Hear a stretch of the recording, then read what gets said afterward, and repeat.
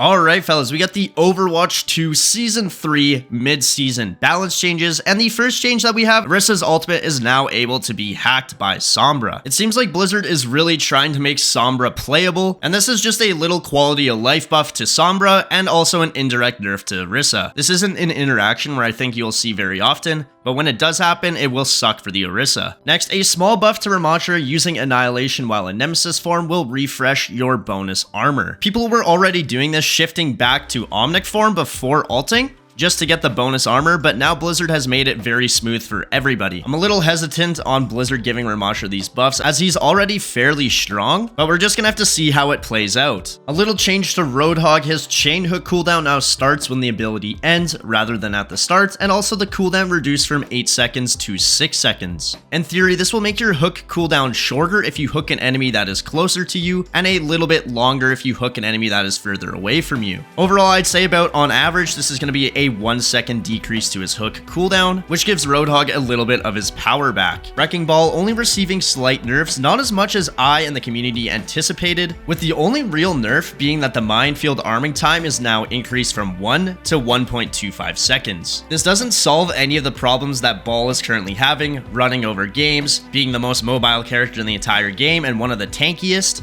but I do like the approach that Blizzard is taking. Instead of just nerfing every single tank, they're instead buffing other tanks to increase their power level to compete with Ball. To prove this point, they're decreasing Zarya's barrier cooldown from 11 seconds to 10 seconds. This is just one of those buffs that make Zarya feel more fluid and bring a little bit of power back to her. I already thought Zarya was relatively strong, but getting these buffs from 11 seconds to 10 seconds, it might not seem like that much, but it definitely will help bring her back into the meta. Moving on to DPS changes, the first one we have is Ashe. Her Bob now prefers to shoot at enemy targets that Ashe damages with her rifle. So whoever you're shooting at with Ashe, Bob will change his focus to help you focus down the current target. I'd say this is just a little quality of life buff to Ashe, not making her too strong, but still giving her power that she needs. Next we have Hanzo, quite an interesting change. I didn't expect Hanzo to be receiving any balance changes, but here I am, proven wrong. We have his lunge cooldown decreased from 5 seconds to 4 seconds. What this is going to do is just help increase his survivability and be more of a self-sufficient hero. Next, another character I didn't expect to be receiving any balance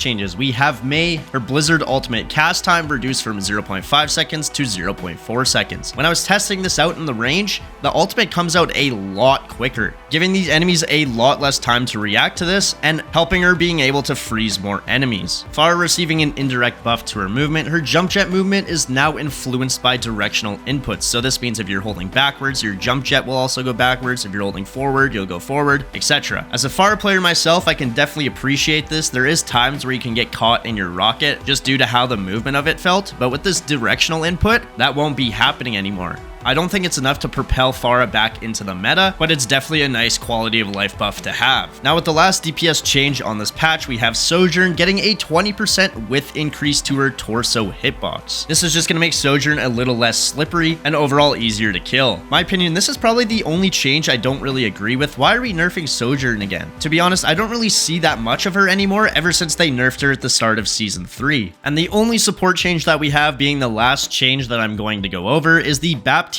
immortality field minimum health threshold increase from 10 to 25%. All this is going to mean is that people in the immortality field are going to have more HP once it expires. I already thought Baptiste was a very strong character, but after this immortality buff, it might just propel him to be one of the best supports in the game. What are your guys' thoughts on the mid-season 3 balance changes? Make sure to drop a like on the video, subscribe to the channel. My name is Halzeey, and I'll see you guys in the next video. Peace.